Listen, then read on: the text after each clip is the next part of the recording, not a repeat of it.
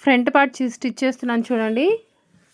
Main క్లాత్‌కి join చేసుకొని extra అంతా కట్ చేసేసుకోవాలి.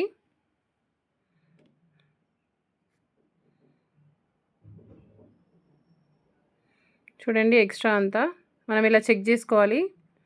చెక్ చేసుకొని పైనుంచి స్టిచ్ చేయొద్దండి. నేను ఇక్కడ మిస్టేక్ చేసి మళ్ళీ తీసేసాను.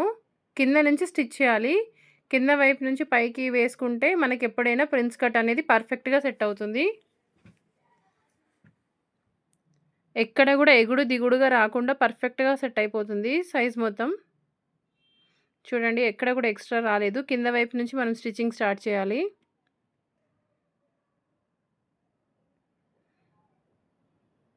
ఇటు కూడా కింద వైపు నుంచే స్టార్ట్ చేస్తున్నాను చూడండి, రైట్ సైడ్ కూడా.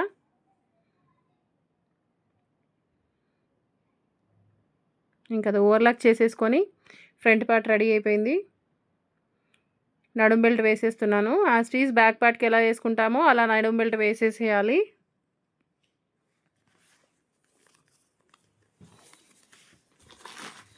టాప్ స్టిచ్ వేయాలి. ఇంకా ఫోల్డ్ చేసి లూజ్ స్టిచ్ వేసుకోవాలి.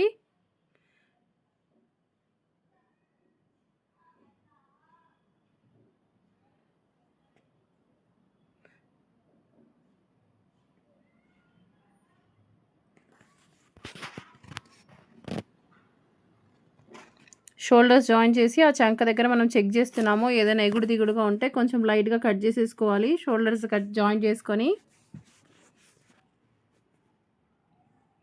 పైపింగ్ వేయడానికి చెక్ చేసుకుంటున్నాను క్లాత్ సరిపోతుందా లేదా అని.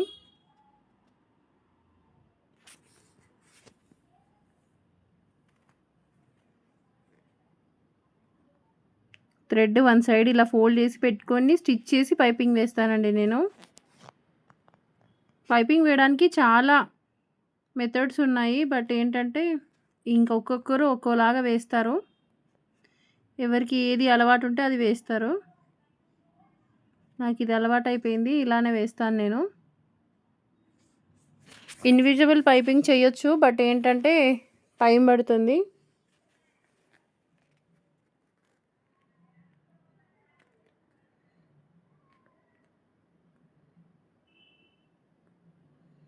ఇక్కడ లోపల చిన్న చిన్న కట్స్ ఇచ్చేసుకొని ఫోల్డ్ చేసి టాప్ స్టిచ్ వేసుకోవడమే.